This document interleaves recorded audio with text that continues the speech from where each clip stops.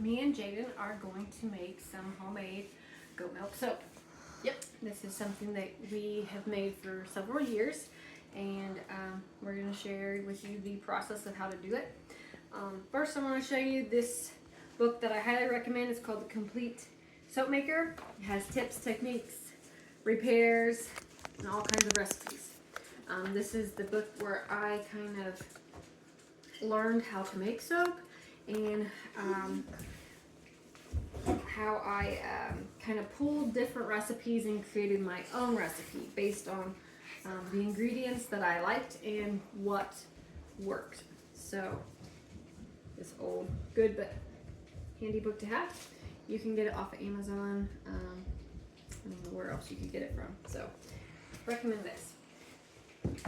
First thing we are going to do, when you make soap, you need to make sure you have all of your utensils out and your ingredients, because it's very important that you follow the process, or you can burn your soap. You can miss a certain step when you need to pour your soap into the molds, and once it flops, then it's kind of hard to reverse and fix it sometimes. So we have all of our ingredients. Number one, you need some pure lye. You can get this at stores. You just look in the plumbing aisle, because you use lye to clean your drain pipes out. This I ordered offline. If you're at a store, hardware store, grocery store, this is what a bottle might look like. Or you can order this off of Amazon and get it that way. So as long as it says 100% lye, they both work. You need some, we have some frozen goat milk in here. When we would milk our goats, extras that we would have, we just have bought, these are actually baby food containers that you can freeze baby food, or you can just use ice cube trays. So extra milk, you bring your milk in from, you can use cow milk, you can use goat milk. Bring it in, strain it, pour it into these containers, and just pop it into the freezer. And then when you're ready to make your goat milk soap, it's best to use this. The reason why we like to use ice cube trays is because it's in smaller pieces, and when the lye is melting the milk, it distributes the melting process a little bit easier than if you just had a big clump of frozen milk. So smaller is better. So we have our milk, we have our lye, then we have, for the recipe, we need some oils and we need some butters. So in this book it talks about you can use different kinds of butters. So I have shea butter, and so this is a different kind of texture, density of shea butter. Order this off of Amazon. I also have pure rendered lard. This comes from our pigs, and this would be considered like a butter. It's not in liquid form yet. It's more of a solid form. So we have our lard here, and we use that in our recipe. And then coconut oil. In my recipe, I use coconut oil. This, of course, is more of a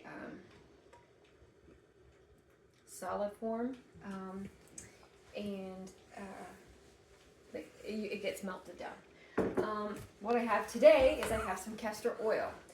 My recipe I created, I use coconut oil in my recipe, olive oil, grapeseed oil, lard. But I did not have grapeseed oil or olive oil in my cabinets today, so I will share my recipe with you. You can use these ingredients, pretty simple, but if you don't have those ingredients, you can substitute. Today I don't have all my favorite ingredients, but this is what I have, and this is what you can use. So the process of making soap is, what you want to do, the first thing I would suggest is combine your butters and your oils. and we're going to combine them. You will need a weigh scale, and one of these is really cheap. You can find them in the stores. You can find them on Amazon. But then you need to know what way you're measuring. Are you going to do it by pounds, ounces, milliliters? I have all of my measurements measured in ounces. So I'm going to hit my tare button here until I get it to be in ounces, because I want to measure my stuff in ounces.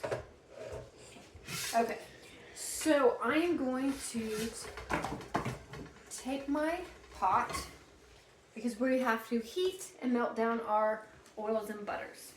So we put our pot on the scale. I'm going to hit tare because it's going to erase it back to 0, because I only want to measure what's inside. My recipe calls for 20 ounces of coconut oil, 10 ounces of olive oil, 10 ounces of grapeseed oil, 13 ounces of lard. I apologize, today we are going to change those ingredients up a little bit because this is the stuff I have. So we are going to scoop out and measure so that I have 53 ounces of oil and butters in this. And we will do that right now. So if you want to watch us and fast forward, you will watch us add all these things together. So we're going to add in the lard, Jaden. We need to scoop out, I want to do 23 ounces of lard. So I want you to scoop this out in here until it reaches 23. Okay. Don't touch any of the buttons. Just scoop out 23 ounces of lard in there. You can go ahead and put that down. Okay. 23 ounces of that. While he's scooping that out, I will show you some of my molds and some other important tools. You will need an immersion blender. When we mix all of our stuff together, you have to have an immersion blender. Regular blender just doesn't work. So that's another important tool. Here we have some silicone molds. You can order these off of Amazon, and these are just the ones I have bought and used. You can, instead of using these, you could buy a loaf, and a loaf is just like a loaf pan, but it has a silicone mold on the inside. You would just have to individually cut your soaps if you use a loaf. When I made soap, I found it much easier to keep the shape and to use these. Also, over the years, I have bought kind of other types of molds to make pretty soaps. All right, so you need to be measuring out 23 ounces of lard. 23. This says 2.26, so you have a lot to go. You said 23. Keep going.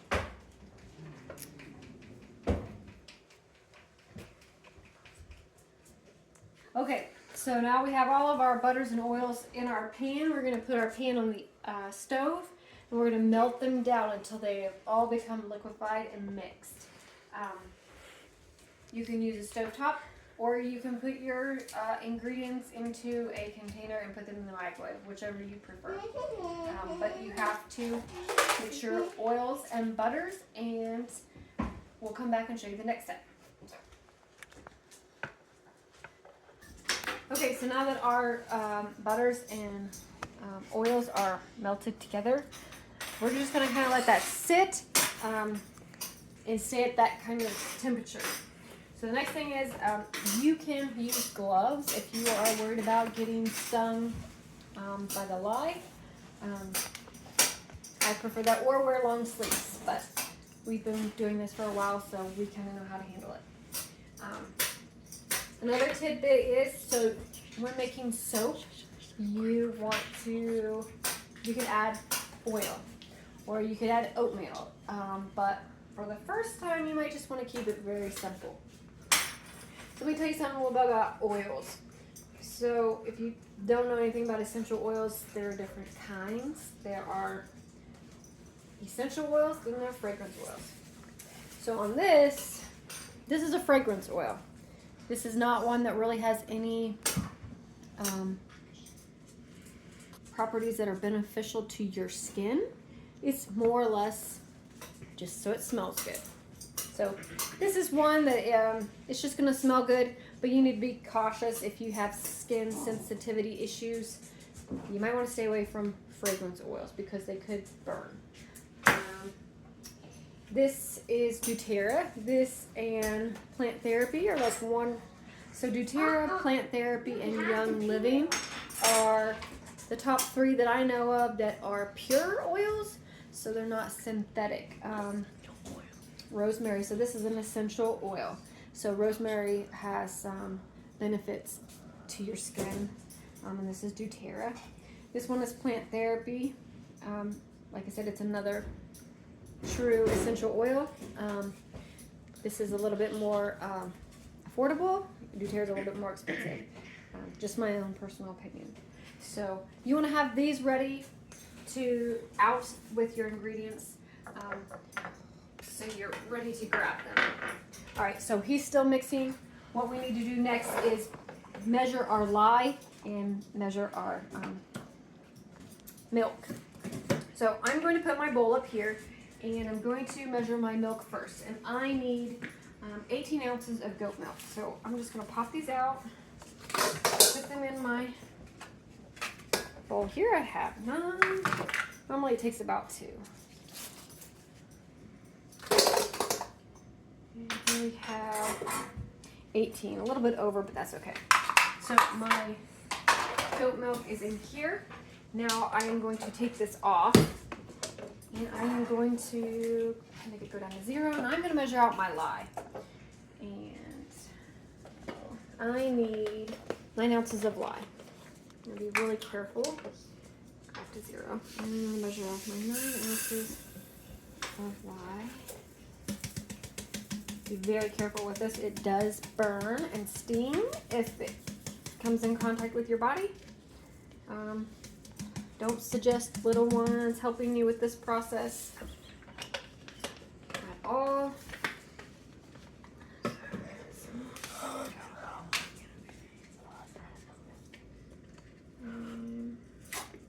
Can you hand me another spatula like yours? Yeah. Does it matter what color? If you're sensitive to fumes, might want to make sure. There you go. Thank you. Okay. That you have a room that's highly ventilated and you don't hover over this. Alright, so now I have my lye. Next step is the lye reaction with the milk is the lye is going to heat up the milk and melt it. And we want to evenly do that. So we sprinkle a little bit of the lye on our milk.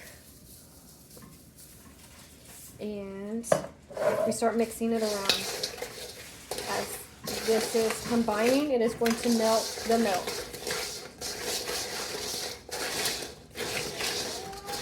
And as it's melting the milk, it is dissolving and kind of evaporating. Now, there are really no recipes that I know of where you can make soap without using lye. You have to use lye. But the benefit is that as you let your soap cure, it evaporates, the lye evaporates out. So you're really not hurting your body with putting the lye chemical on it. Unless you were to use the soap right away. Then you would feel a kind of a zing burn. So they recommend that you let your soap cure for at least 2 weeks in a kind of a well-tempered area, not too hot, not too cold. So as you can see, the lye is melting the milk down. And as this happens, it's very important you stay right here and you keep stirring it and getting the lye particles off the sides of your bowl so it can get down in here and dissolve. So since that's pretty well, I'm going to add a little bit more and keep stirring until I've used all my lye up and it is all liquid. Now, Not yet, because it's still pretty cold. But you can, as the lye starts to heat up even more and the frozen goat milk starts to liquefy, you will feel the heat on your bowl.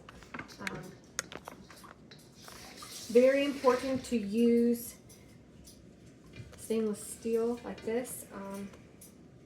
Do not use glass. Don't use plastic. Use silicone spatulas. Yeah.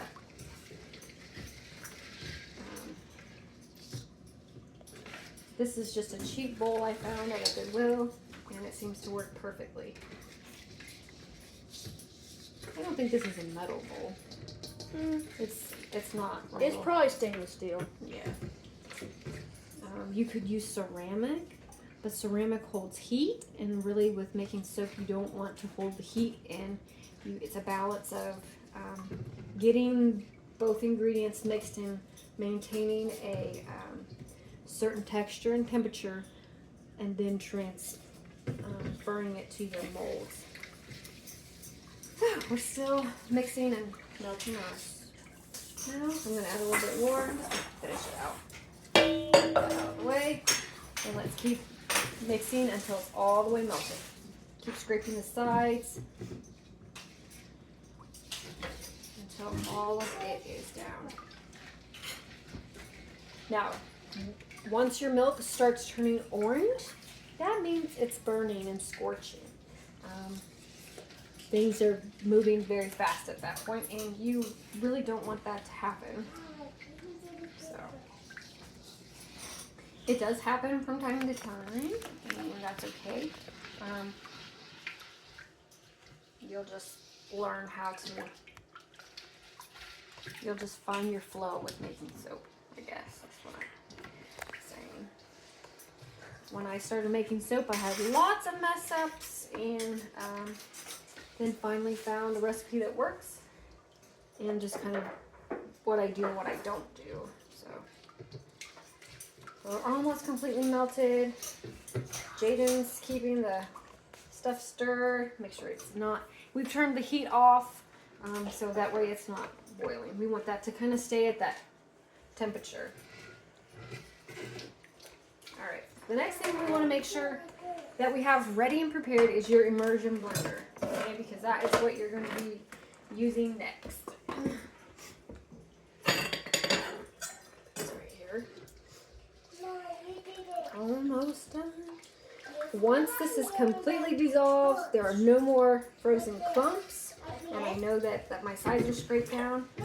We're going to mix the oil and butters with our stuff here. And this is the reason why I like to use ice cube sizes. It's because it gets that even, it melts down evenly, and it just melts together very evenly. So, all right. Almost completely. So like this milk, and then sometimes you might see a few like things in here. I see a speck. Get that out. So some of these things might dissolve, but I want to get this side clean.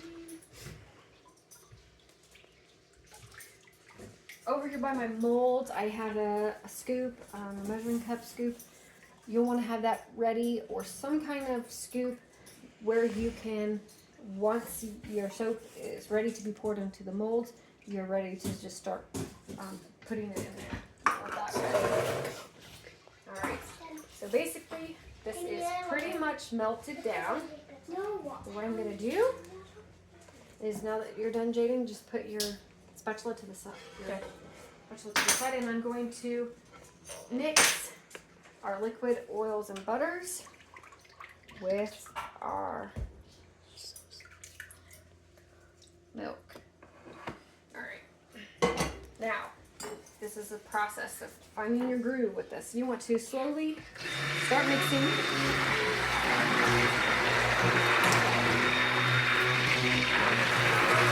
You want to keep your immersion blender down in here. If you turn it to the side or whatever, you're going to flick yourself, and that will stick.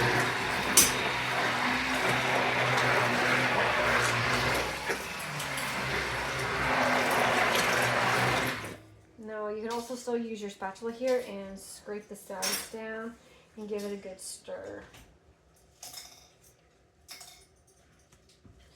Now, as I've learned about soap making, sometimes you want to give it a good, they say sometimes you want to give it a good mix and then just let it rest for a minute and kind of feel the temperature. And it's pretty warm. So Jane, you want to feel the bottom of this pan? It's pretty warm, isn't it? Woo, yeah. Yeah. So it's starting to cook. So that chemical reaction with the lye and the milk, and now we've added both things together, it's cooking this naturally with the reaction. All right, so I kind of let it set for a minute. I'm going to scrape the sides down again, and we're going to go back and mix it again.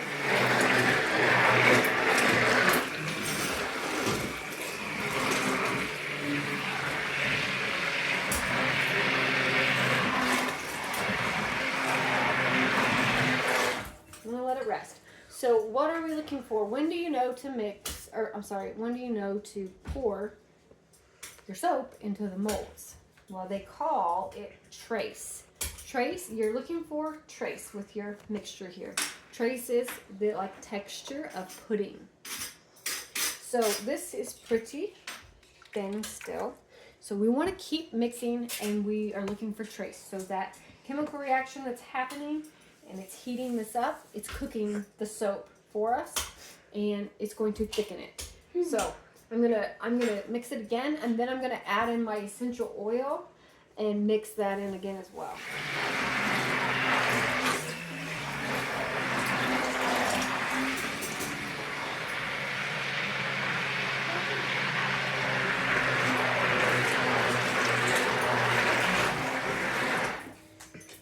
Okay, so how do you know, like, if you're running out of time or if it's beyond trace? Well, it's going to start turning orange because it's going to start burning. So this is very important that you're not distracted when you are in this stage of doing your soap. Now the kids wanted to do peppermint today, so we're going to add in, when I've made certain soaps, I wrote down like how many drops of certain oils to use, but it's up to your discretion. Do you want a very strong smelling soap, or do you want a light smelling soap, or you could just make plain? So they want peppermint, so we're gonna, I think I've done like 40 drops. So we're gonna put the peppermint in here, and this is gonna smell very strong.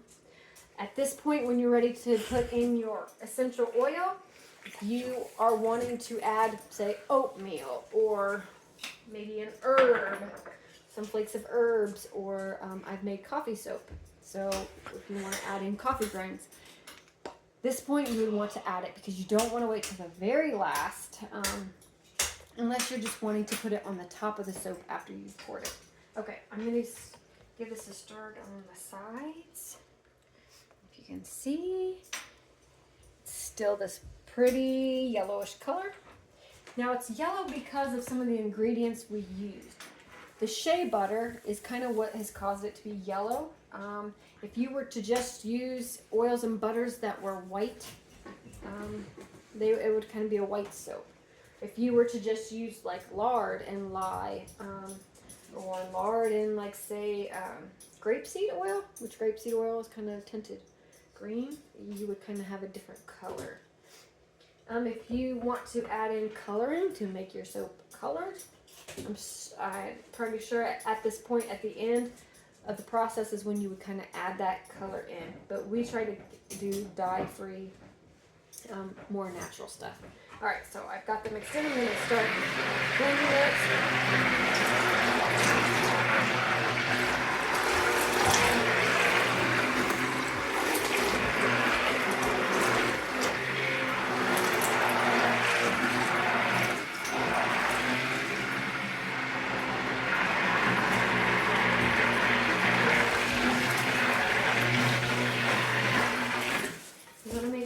Keep your spatula and scrape the bottom and the sides because you don't want any lye or you want it all to be dissolved, so you don't want anything left. And this looks pretty well mixed. Like I don't see any lye or anything. So it's starting to thicken up.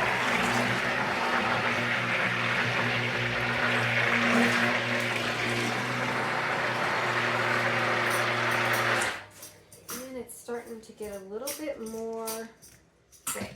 Kind of like, you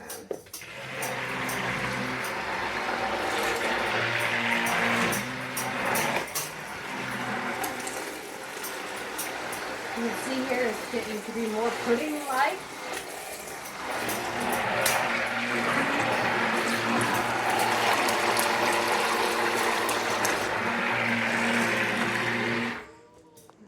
I'm just going to let it sit for a minute and then I'm going to check it.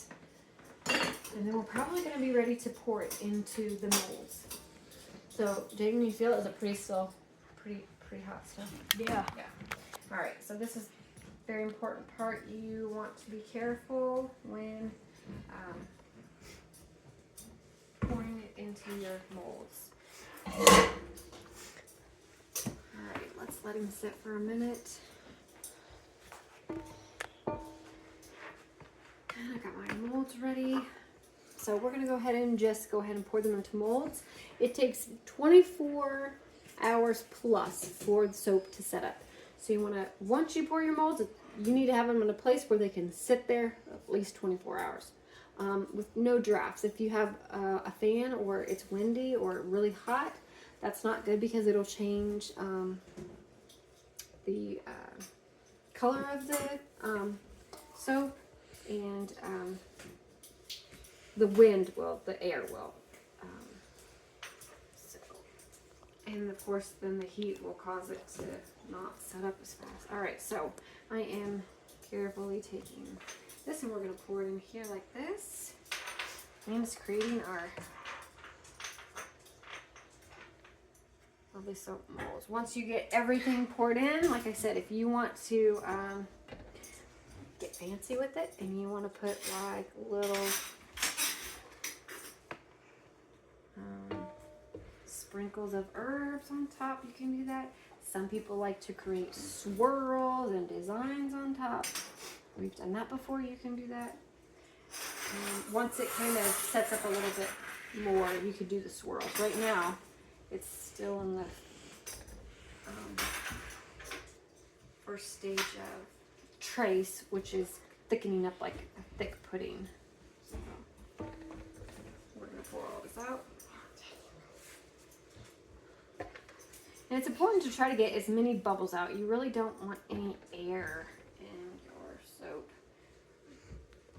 You want it to be pretty solid. So this part I really don't let any of my kiddos help with because it stings. Now if you happen to get burnt with some lye or if you touch this soap, the best thing to do is rub oil on it. Water really doesn't do a thing. If you have some mustard, rub some mustard on it. If you have your lard or some of your ingredients still out, grab some of that and rub it on it. That is the best remedy for a burn at that moment. Okay. We're pouring our soaps and we're pushing back and we will clean up our mess. Cleanup is also very important to be careful so you don't get burnt. So you want to make sure that you're the one that does the cleanup, no little people, because even if you've dripped on your counter and you use a rag to wash it up and the little ones grab that rag, that's going to burn.